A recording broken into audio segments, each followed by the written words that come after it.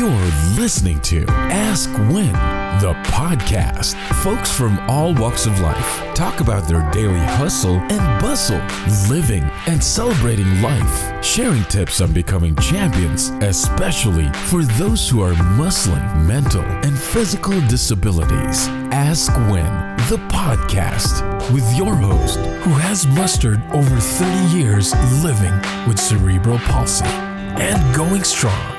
Author and cerebral palsy advocate Wynn Charles. Ask When, the podcast starts right now.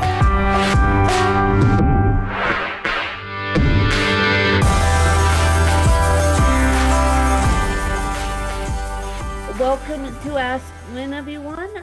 And this afternoon, I have the pleasure of interviewing again Mark Metry, of the author of Scooby and Try, which is his latest book project. Thank you very much. And he's also the fabulous podcast host of Humans 2.0, which I think you guys should go listen to. I have had the privilege and the honor of being on Humans 2.0 when it was a baby podcast. Now it's as old as Ask When, probably even older. So, welcome, Mark, and he is here to talk about the book and his life updates. Welcome, Mark, again. Hey, Wynn, thank you so much for having me on. I don't even remember the last time that I was on your show. It seems like it's been such a long time. But yeah, I mean, so much has changed for both of us. And the world's changed. Like you said, we were chatting about this beforehand.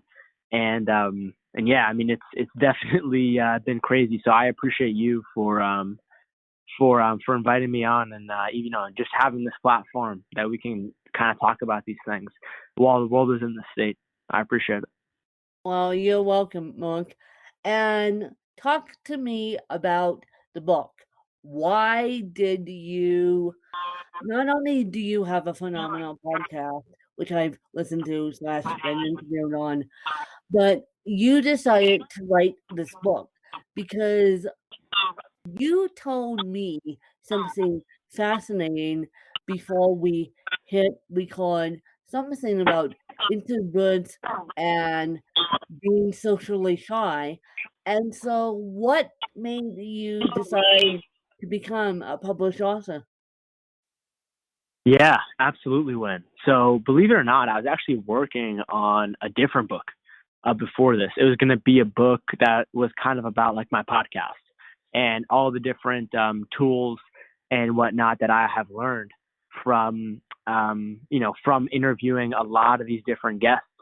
And so that was my original plan. But then what happened was, really when I saw a major pattern. And the major pattern was whenever I was speaking at events, well, they were still happening before this, and on podcasts or anywhere with someone really hear my life story, the number one genuine question that I would get asked a lot of the time was, because I personally, for me, I went through about 10 years of my life where I was very, very shy. And eventually that led to me having a lot of health problems, being obese, eventually having depression, social isolation, eventually flirting with suicide. And so people walk up to me and they say, how did you go from someone who, used to, not be able to talk to people because he was so socially anxious, because he couldn't look people in the eye, but now you're a speaker and you speak on these stages up to like 1,000 people. And so when people ask me that question, it's not like I can give them like 3 tips, because for people who, would maybe place themselves in the bucket of being maybe a little bit too introverted, being maybe a little bit too shy, even having social anxiety, that's a very deep thing. That's a very, difficult thing, depending on the person, to recover, depending on their life. And so I was like, man, I have to write this book to almost deliver what the world needs from me to kind of give out to people. And then the second thing that happened that made me realize why I needed to write this book even more was when I began to actually look at this idea.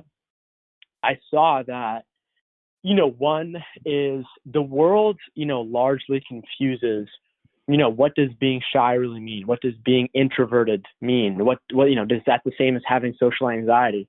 And so, believe it or not, I was born as an introvert. And so there's nothing wrong with that. Being an introvert is actually defined, if you look at the psychology definition, it's someone who, the way that their brain works, their tendency is to predominantly spend most of their attention and time on their internal world, their thoughts, emotions, feelings, themes, how they think about the world. Whereas extroverts are the opposite. And for sure, you can be a little bit of both. We are all a little bit of both. But your brain has a tendency to focus inward, like introspection. That comes from being an introvert. And so there's nothing wrong with that. It's totally fine to be maybe a quiet introvert who likes their solitude and to work on things and to kind of live their life the way they want to. And that was me growing up. And so that's totally fine. And, being shy, that is normal and natural and healthy and fine to a degree. And what I mean is everyone is shy if they're doing something new for the first time with a ton of people. Most people are, and that's totally fine. But there can people who can be, have a tendency to be introverted, to have a tendency to being shy. And there are people who then develop patterns of that. And they are now shy in every, room they walk into. They're shy in every kind of environment. And that was me growing up. And the big thing to realize is that this is not, someone going from an introvert to being occasionally shy, which is totally fine, to then developing social anxiety. That's usually not a natural progression, so to speak. And what I mean is usually something different has to happen. And so social anxiety, the actual condition itself, the onset of it can begin anywhere from 9, 10, 11, and it can also happen when you're an adult, although it's less common. And usually what happens is you experience some kind of event. It could be you moving town, switching schools and not having any friends anymore. It could be, your parents getting divorced. It could be a wide variety of things. Personally, for me, when I was growing up, my parents immigrated here from Egypt 2 years before I was born. And, my parents and I, we mostly lived in the city, and we ended up moving out of that city into a small town with like 5,000 people in it. And the really interesting part about this town was there was no racial diversity whatsoever. And so, I was basically the only one at my school who looked different. And on top of that, this was post 9/11 in America. And so the Middle Eastern perception in the public eye was really deteriorating. And so for me, at a young age, I experienced a lot of racism, a lot of people being, not so nice to me, all kinds of, bullies and stuff. And also at the same time, I began to develop physical health issues. So a lot of things that, quite frankly, I see a lot of today in America from kids, things like asthma, ADD, issues with my gut, my appendix, my skin, sleeping, my bladder, a lot of different kinds of issues. And so I kind of went through that, and that is really when I developed social anxiety. And so, when I was kind of looking at that, I realized that, society says that the person who is sitting alone at the library or the person who is sitting alone at the cafeteria is doing so because he or she thinks that, they like their alone time and they're an introvert. And that could definitely be the case. But there's also a percentage of people, 20 million people in America who are sitting alone, not because they choose to. They could actually be very, very social people but have social anxiety. And social anxiety is, real health condition of the mind where it robs your mind and you are stuck in this mental matrix, this prison that you can't get out of how you express yourself. And the real issue with social anxiety is it doesn't just have to do with whether you're shy to talk to people in a social interaction or not. Believe it or not, a big part of how we even view ourselves, how the human psyche works, is a big part of how we view ourselves is based on the relationships that we have and how they view us. And so people with social anxiety, that's not going to be a strong component for them. And so that's where you see people with social anxiety, their self-esteem really drop, their confidence, areas of their health. And really, if it's not addressed and grown through, then it begins to leak into every area of your life. And which leads me to number 3 reason of writing my book of social anxiety is actually the most common anxiety condition in America. And it is also the most correlated out of all anxiety conditions, social anxiety, with substance abuse. And it's also correlated with social isolation as well. Both substance abuse and social isolation are pretty well connected with suicide. And so when you look at the numbers, it's a real major issue that leads to, the worst case scenario of someone killing themselves or becoming addicted to drugs or alcohol, or not living their own life and living, working some career, sort of living some very limited version of their life because they can't talk to people. And so I kind of went through this issue and I was like, oh, wow, the world really needs to hear this out loud and understand this, because I almost got destroyed by this. I almost took my own life from this. And I was lucky enough to not do that and be this lucky to still be alive today. And so just kind of taking a factor at those things, I was like, man, I have to absolutely write this book, Screw Being Shy, learn how to manage social anxiety and be yourself in front of anyone. People can check it out on Amazon and Barnes and Nobles.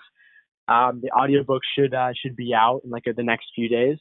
And so, yeah, I mean, it's just sort of my best shot at not just talking to people about my story, anecdotally speaking, but actually taking a look at the science and actually referencing various neuroscientists and doctors and researchers on the proven and sustainable ways that, there's clear scientific data that say you can do this, you can do that. And yeah, it might not work for everyone, but it can be a path that someone can build that can help them through that. And so that's why I had to write this book, Screw Being Shy. That's what it's about. Wow. Jeez. You you didn't do it in a nutshell, Monk. You did it long-winded way, and that's okay, because we need to have people come out of the woodwork with social anxiety, and hopefully when people do listen to this, they will say, "Oh, that's me. I'm not necessarily an introvert. I may have social anxiety." And now, could a doctor diagnose you? Could a doctor diagnose a person with social anxiety? How could a person who's listening to this get diagnosed so that they can cure their own health? Yeah. And so, yeah, what I would say is this, I'm not a healthcare professional by any means. I don't make any kind of, medical claims or advice in the book or anything. And so, yeah, I mean, definitely you could go to a doctor. But, the really interesting, part about this, and I know why you're asking this question, is because, when I was going through this I actually had no idea that this was happening.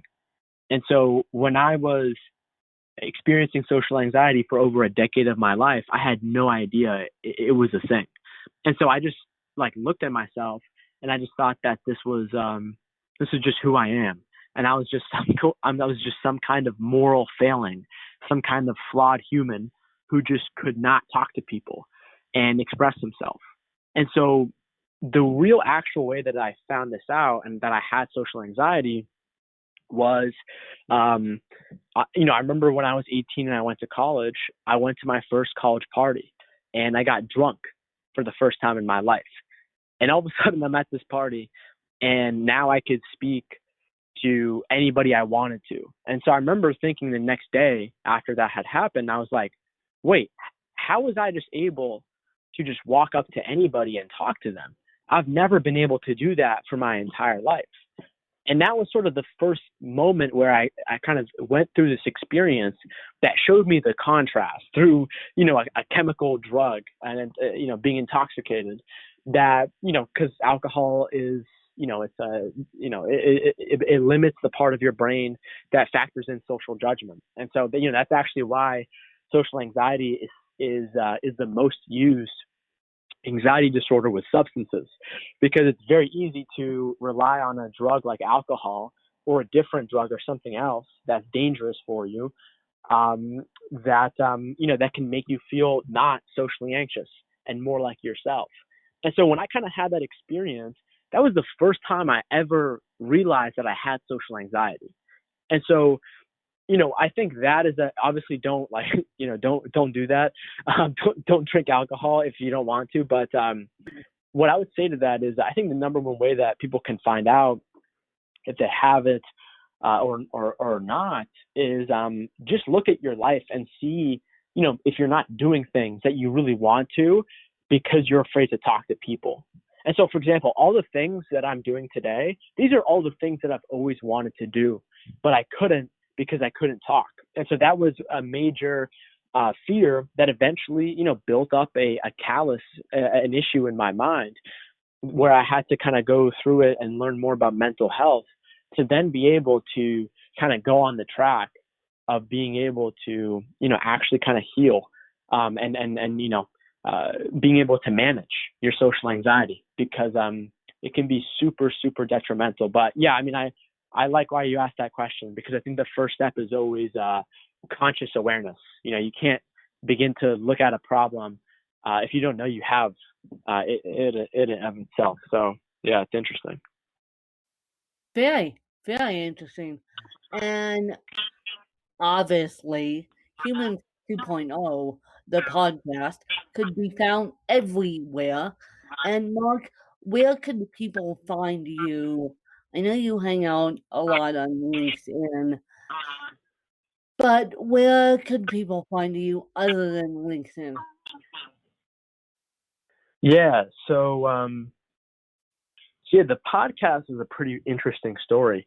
I started it when I was like 1-2 years into my journey, and I started it because life was super hard, and I didn't know how to solve a lot of different issues in my life. And so when I kind of did that, it really enabled me to meet so many amazing people that have endorsed my book, for example.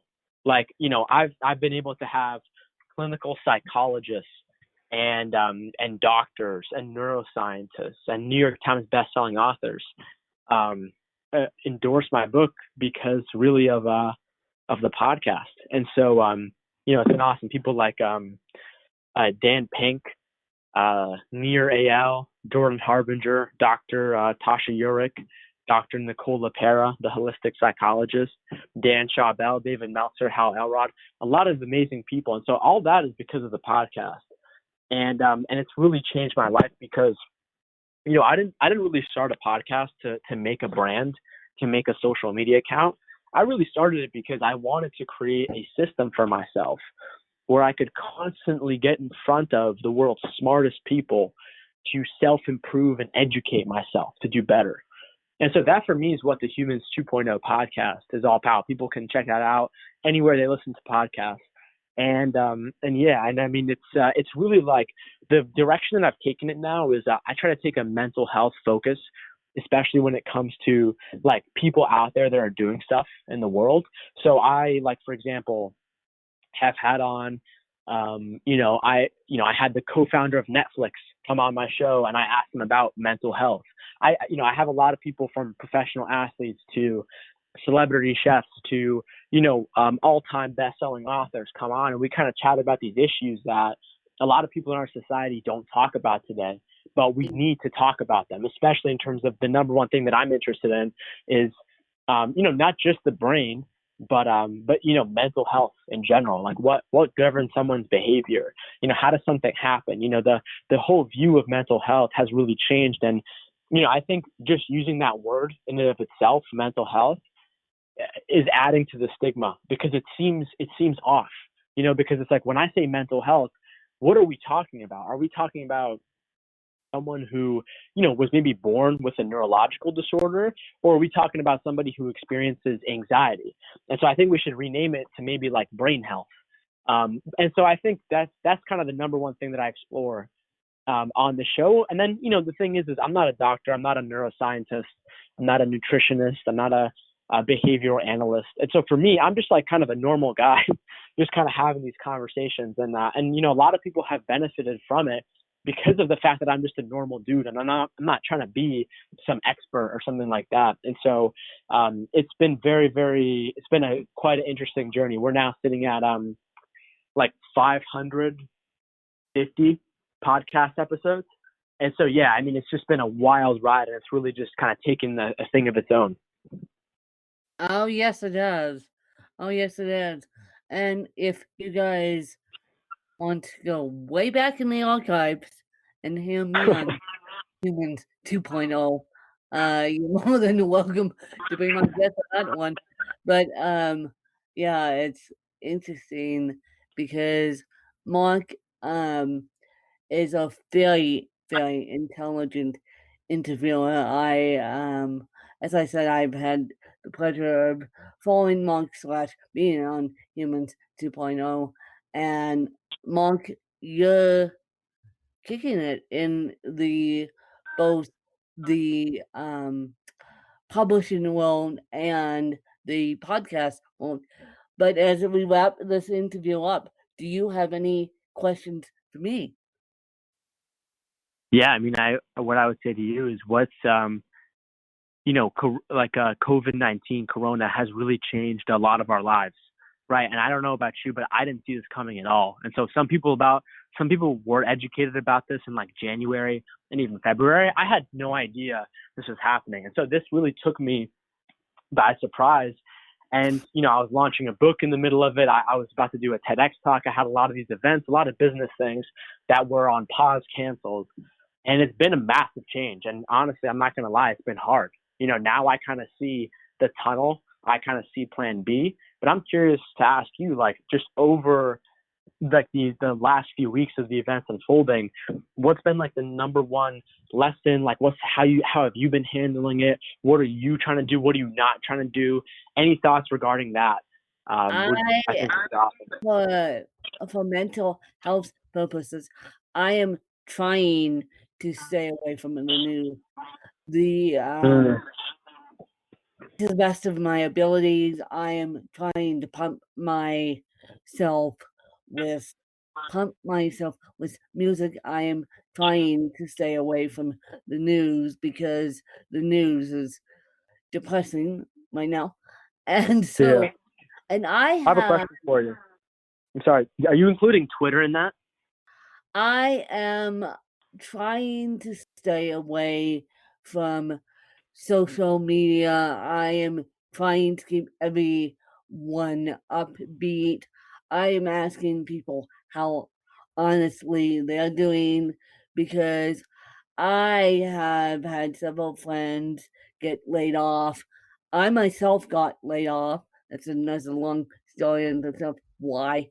And I had a funny feeling that this was coming in September of 2019. I knew I could feel it in my psyche that a shift in the universe was going to happen. So much so, I said to my stepmom and my aide at the time, I don't want to go ski. And they thought, well, it's part of Wynn's grief. Well, unbeknownst to them and unbeknownst to all of us, that in these last couple of weeks, Aspen has shut down. And so yeah. I felt that something was going to happen. I didn't know what, but I felt that something was going to happen. And yes. Oh. Wow. Yeah, that's yeah, I mean that's crazy. I think ultimately the number one thing that I've learned is that nobody necessarily has the answers, but I think it's just about having conversations with rationally minded people, which is hard enough in and of itself, to just kind of explore and see what we should be doing, and like how do we figure out our plan B together by having conversations with ourselves and other people. I think that's kind of the number one thing. So it's been interesting to say the least. It has. Oh my God, it is. And so I hope that Humans 2.0, you guys, will give you hope. I don't know if psychology majors will be hopeful, but I'm hoping that Humans 2.0 would be a help, and I'm hoping that all podcasts will be a help unless you really want to get over social sadness by watching the news. I mean, the news can bring you down in 2 seconds flat. Yeah, definitely. So, I definitely have hope. You know, I think hope is so important. And I was listening to Mark Manson, and he said this really interesting thing. And he said, the opposite of happiness is not being unhappy. The opposite of happiness is being hopeless. And so, you know, I personally, for me, I am, you know, really just trying to, you know, do sort of the best I can. And so, yeah, I mean, it's super interesting, but yeah, ultimately, I think we'll definitely get through it because hope is really the only thing that we've got. And so, you know, hope is definitely not a strategy, but it's a core element of life. And I think whenever I'm in a spot where I don't have hope, that's when I know I'm really not on good terms. Because if you can't see the light at the end of the tunnel, then you might get stuck in tunnel vision where you think, you know, you might spiral out into anxiety. And I know for me, like, honestly, like that's happened over the last 2 weeks. Like I've definitely had some not so great moments personally for myself, but ultimately it's like everyone I know is healthy. They're not infected. You know, I'm so grateful that I'm not in Italy right now, for example. And so yeah, I mean, it's super interesting, but I think ultimately, you know, I'm glad I have a roof over my head. I'm glad I can pay my bills. I'm glad I still have a job, quote unquote.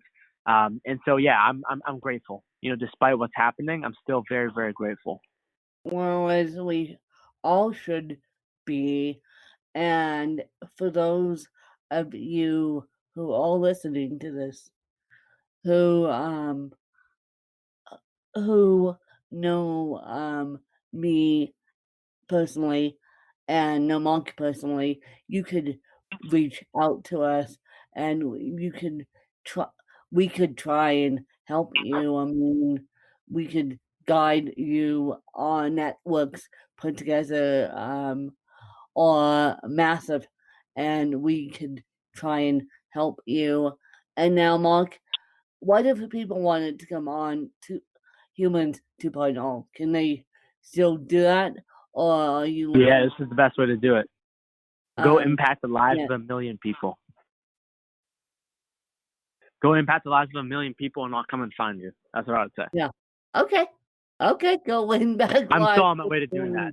People and come and go listen to Humans 2.0, and then go find Mark, and then fill out his application, and then we'll work together. And I appreciate your time, Mark, and I appreciate all the support and all the downloads of this trying time, you guys. It's been a trying time, and we'll see what happens in the next couple weeks. But I will catch you guys later, you guys. And I appreciate Mark's time today. Thanks, you guys. You're the best, Win. Thank you, everyone out there, for listening. You just listened to Ask Win, the podcast. To become a guest in the show, visit our website at askwin.weebly.com or call 816-591-3399. Just look for Danielle. Connect with Win on Twitter at WinKellyCharles and like our Facebook page at Butterflies of Wisdom. You can also purchase Win's book through Amazon.com or get a copy of the audiobook through Audible. Ask Win, the podcast.